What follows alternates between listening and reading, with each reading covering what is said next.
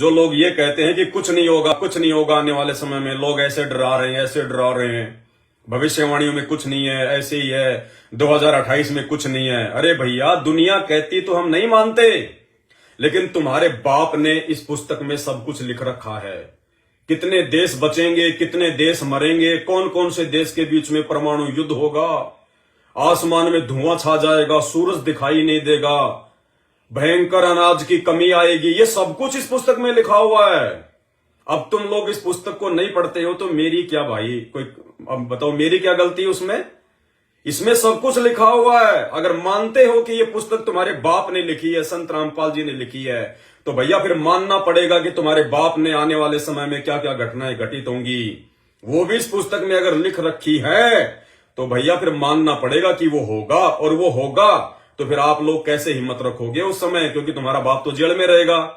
मर्यादा तुम्हारी सबकी खंडित है, राजनीतियां करवा करवा कर, धनाना में स्टेडियम बनवा बनवा कर, उनको पात्रों को ज्योति पाठ का पैसा दे देकर मर्यादा तुमने खंडित कर रखी है। तो बचोगे कैसे? ऊपर से मटके में पानी डाल रहे हो, नीचे से छेद हो रखा है, तो मुसीबत के समय, गर्मी के समय, प्यास के समय पियोगे क्या? तो तुम्हारा थोड़ा सा दृढ़ विश्वास कर देता हूं कि इस पुस्तक में कहां क्या लिखा हुआ है। सबसे पहले ज्ञानगंगा पुस्तक खोलिए, ज्ञानगंगा पुस्तक पेज नंबर 166, जहां पे नास्त्रेदमस की भविष्यवाणी शुरू होती है। ध्यान से देख लेना ये फोटो, नई पुरानी में पेज नंबर का अंतर हो सकता है, इसलिए आपको बता रहा हूं कि जहां नास्त्रेदमस की भविष्यवाणी है, नई पुस्तक में या पुरानी पुस्तक में, ध्यान से सुन लीजिए, बार बार नहीं बताऊंगा। 99% भक्तों को नहीं पता कि इस पुस्तक में क्या क्या गूढ़ रहस्य हैं। और ये बात भी सबसे पहले परमात्मा ने दास पे ही रजा बख्शी कि युग परिवर्तन का समय कब तक है, 2028 तक, जो इस पुस्तक में लिखा हुआ है। ये भविष्यवाणियां तो हमारे सामने बाद में आई है, ये भविष्य मल्लिका तो बाद में आई है, नास्त्रेदमस बाबा वेंगा, इनकी बातें तो बाद में आई हैं। इस पुस्तक में संत रामपाल जी भगवान ने, अंतर्यामी परमात्मा ने सब कुछ पहले से लिख रखा है। तो भैया ज्ञानगंगा पुस्तक नई वाली पेज नंबर 166, ये पुराने वाले में भी है, सिर्फ पेज नंबर का अंतर हो सकता है। इसलिए मेरे हाथ में जो ज्ञानगंगा है ये 2014 बरवाला कांड के बाद में छपवाई हुई है, इसका पेज नंबर 166 है। पेज नंबर 166 पे नीचे आइए आप, उसमें लिखा है, उसके कारण महापरिवर्तन का काल आरंभ होगा, और वह काल होगा सन 1905 से लेकर 2028 तक। ये साफ साफ लिखा हुआ है, सन 2028 देख लो, ये वाला सन 1905 से लेकर 2028 तक ये महापरिवर्तन का समय है, युग परिवर्तन का समय है, धर्म युग का समय है। और जब जब युग परिवर्तन होता है भैया, भयंकर विनाश होता है, भयंकर विनाश। अब विनाश लीला भी इस पुस्तक में लिखी हुई है, मराठी भाषा में लिखी है परमात्मा ने, हिंदी अनुवाद नहीं किया। परमात्मा ने इस मराठी भाषा का, नास्त्रेदमस की भविष्यवाणी का हिंदी में अनुवाद नहीं किया, क्योंकि इसमें गूढ़ रहस्य थे। ये समय आने पर ही परमात्मा चाहते थे कि मेरे बच्चों तक पहुंचे, इसलिए आपको बता देता हूं आज।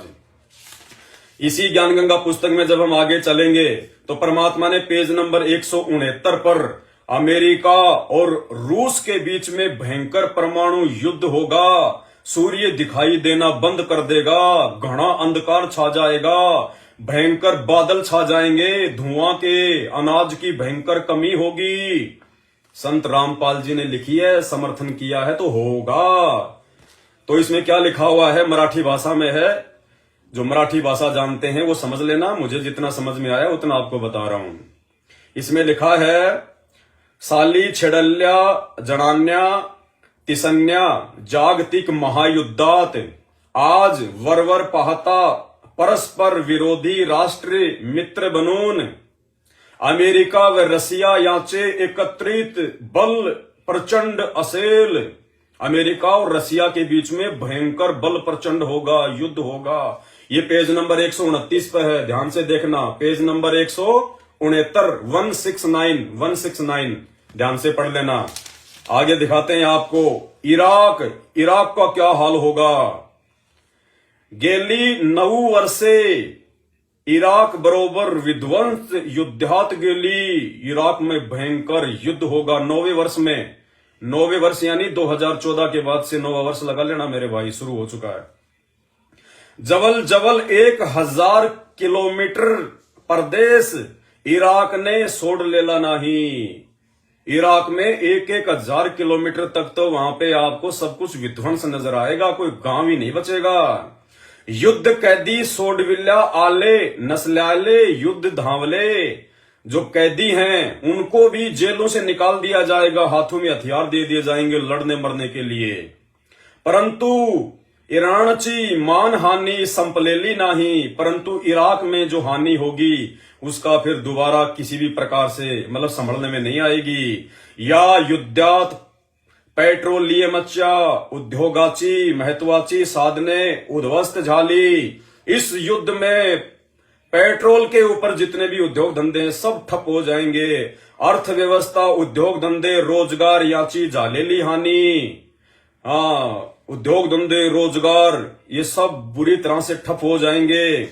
सहाय्याच्या पदचित्त्या सुमारास जी स्थिति होती त्यापेक्षा कितीतरी पटीने सह्याची इराणाची आर्थिक स्थिति ढासळली आहे। मतलब उसकी आर्थिक स्थिति बुरी तरह से डगमग हो जाएगी। पेज नंबर 171 पर लिखा हुआ है इराक के बारे में, 171 पेज नंबर। और भी बहुत सारे देशों के बारे में लिखा हुआ है। अब आगे चलिए, आगे पेज नंबर 175 175 पर क्या लिखा है। दोबारा से अमेरिका और रसिया के बारे में क्या लिखा है। या सर्व लेखन्याचा इतकाच इतर्थ निगधो की आगामी महासंहारक तिसन्या महायुद्धात, यानी महासंहारक तीसरे महायुद्ध में महासंहारक तिसन्या महायुद्धात अमेरिका रशियाच युतिस है। अमेरिका और रसिया के बीच में भयंकर युद्ध होगा। और फिर क्या होगा। सायरन ही तीसरी भारतीय शक्ति महान कार्य करील। वो सायरन, वो धार्मिक नेता, वो धार्मिक गुरु अर्थात संत रामपाल जी ही फिर उनके बीच में मध्यस्थता करवाएगा। आज दास ने सुबह फेसबुक पर एक पोस्ट की थी कि रसिया और अमेरिका के बीच में तीसरा भयंकर परमाणु युद्ध होगा और उस युद्ध को संत रामपाल जी ही रोकेंगे और किसी की हिम्मत नहीं होगी। बहुत सारे भगत भाई बहनों के मन में दोष आया होगा कि ये लग गया भविष्यवाणी करने, मनमुखी करने लग गया ये। बस भैया, दास मनमुखी कुछ नहीं बोलता। दास ने परमात्मा की पुस्तकों का अध्ययन किया है, गुरुदेव के सत्संगों को उनके ज्ञान से समझा है और ये बातें लिखी हुई है, इसीलिए मैंने मेरे फेसबुक पे डाली है। मैं फालतू में नहीं डालता, मैं अपनी भक्ति बर्बाद नहीं करना चाहता। ध्यान रखना, मैं मूर्ख नहीं हूं, पागल नहीं हूं जो मनमाने रूप से कुछ भी बोल दूंगा मैनेजमेंट वालों की तरह। जो भी है इस पुस्तक में लिखा हुआ है। तो तीसरा विश्व युद्ध भयंकर तरीके से होगा। और भी फिर बहुत सारी चीजें इसमें लिखी हुई है, देखिए पेज नंबर 179 189। आजच्या विज्ञान युगतान अणुशास्त्राचा जो अभ्यास चालू आहे, यानी वर्तमान में जो परमाणु युद्ध का अभ्यास कर रहे हैं, मिसाइलों का अभ्यास कर रहे हैं, वह अणुशस्त्रे बणियाची व साग्रही ठेणवाची या चाडो ओढ सर्व जगन भालू आहे। त्यावनम आगामी युद्धाची भीषणता स्पष्ट होता है, यानी भयंकर स्पष्ट दिखाई दे रहा है कितना भयानक होगा।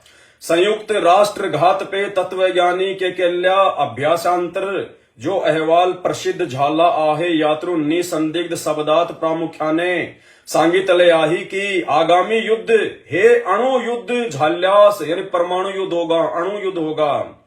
आणि आज त्या दृष्टीने जी पावले पडत आहेत त्यानुसार तिसरे हे महायुद्ध अणुयुद्धाच होणार। यादवल्लभ द्युमत होण्यासारखे ही नाही, प्रत्यक्ष परिणाम प्रचंड मनुष्य हानि। क्या लिख रखा है, प्रत्यक्ष परिणाम प्रचंड मनुष्य हानि, यानी मानव भयंकर जनहानि होगी। उद्ध्वस्त झिलेल देशे भस्मात झालेली भालमता व शेती या दुष्यानी तिसलते हे खरेचपण, त्याही पेक्षा यातेचे अप्रत्यक्ष परिणाम प्रदीर्घ काल पर्यंत, यानी जो अप्रत्यक्ष जो परिमाण होंगे वो बहुत लंबे समय तक लोगों को झेलने पड़ेंगे उन युद्ध के बाद, परमाणु हमलों के बाद। जैसे अमेरिका ने जापान के हिरोशिमा नागोशिमा पे परमाणु बम डाले थे, कहते हैं आज भी वहां पे अपंग बच्चे पैदा होते हैं, अपंग बच्चे इतने वर्षों बाद भी। तो कहते हैं अप्रत्यक्ष परिणाम दीर्घ काल पर्यंत जावण तिले, यानी अप्रत्यक्ष प्रमाण भी बहुत लंबे समय तक लोगों को भोगने पड़ेंगे। या अणु युद्धात मध्ये, यानी इस परमाणु युद्ध के बीच में जगातील हवामानात बदल होईल, यानी बादल धुआं के बादल हो जाएंगे पूरे आकाश में। जा गोला धीर तक सहरावर अणु बाम किंवा रॉकेट याच्या मारा होईल आणि उत्तर गोलार्ध तीर्थ मोठल्या शहरावर वर्षाव होण्याचा संभव, यानी बमों की बरसात होगी, बमों की बरसात। गोलार्ध तापमान 0°C शून्य हो जाएगा तापमान, बिल्कुल जाइल सूर्य प्रकाश पुरेसा मिलनसार नहीं, सूर्य का प्रकाश पुरेसा यानी पूरी तरह मिलनसार नहीं, यानी मिलेगा नहीं। सूर्य का प्रकाश भी कई महीनों तक लोगों को नहीं मिलेगा, इतने भयंकर परमाणु युद्ध के कारण आसमान में बादल छा जाएंगे। हाँ सूर्य प्रकाश पुरेसा मिलनसार नाही, पाऊस कमी पडेल, यामो तेले शेती वनस्पति उगणवच्चा, वनस्पति उगना बंद हो जाएगी, पेड़ पौधे उगना बंद हो जाएंगे, होण्यावर विपरीत परिणाम होईल। ओझेनच्या संरक्षण थर कमी होती आहे अशी आजक आवई उठली आहे, तो संरक्षण थर ही अणुयुद्धाने आणखी कमी होईल। अणुयुद्ध जब होगा तो क्या होगा, आणखी कमी, अनाज की कमी भयंकर रूप से उत्पन्न हो जाएगी, अनितील किरण रोक ले जाण्याचे प्रमाण कमी होईल। आगे क्या लिखते हैं नास्त्रेदमस पेज नंबर 179 179। नास्त्रेदमसल्या हे सर्व प्रलयंकारी दृश्य दिखत, चारों तरफ महाप्रलयकारी दृश्य दिखाई देगा। असूनही त्याने केल्या ग्रहणेच्या ताच्या आधारेच्या मरणतो या तिसल्या महायुद्धांत अनेक तथाकथित प्रगत देश बेची राख होईल, बहुत सारे छोटे छोटे देश तो नष्ट हो जाएंगे। तरी त्यातून मानवंश टिकुल राहील हिंदुस्तान महणचे हिंदू राष्ट्र, उसके बाद हिंदुस्तान हिंदू राष्ट्र बनेगा संत रामपाल जी भगवान के प्रयासों से। फिर आण त्या देशात जन्मलेला द्रष्ट्या नेताच सर्व जगान तारणहार जगत जेता असेल, वो जगत का तारणहार वो संत रामपाल जी पूरे विश्व को, जो आत्माएं बचेंगी उस संघार के बाद में जितने लोग बचेंगे उन सभी लोगों को संत रामपाल जी के प्रयासों से, संत रामपाल जी के भक्तों की टीम के द्वारा फिर उन सबको एक किया जाएगा। वो सभी फिर भारत को फॉलो करेंगे, फिर भारत सनातन की तरफ बढ़ेगा, फिर भारत जो है हिंदू राष्ट्र बनेगा। ये सारी की सारी भविष्यवाणी भैया इस पुस्तक में लिखी हुई है ज्ञान गंगा में। जिसको मराठी आता है वो अच्छे से पढ़ लेना, जिसको नहीं आता वो अनुवाद कर लेना। तुम्हारे बाप ने लिखी है संत रामपाल जी ने, पवनदास ने नहीं लिखी। पवनदास केवल बता रहा है जो तुम समझ नहीं पा रहे अभी तक।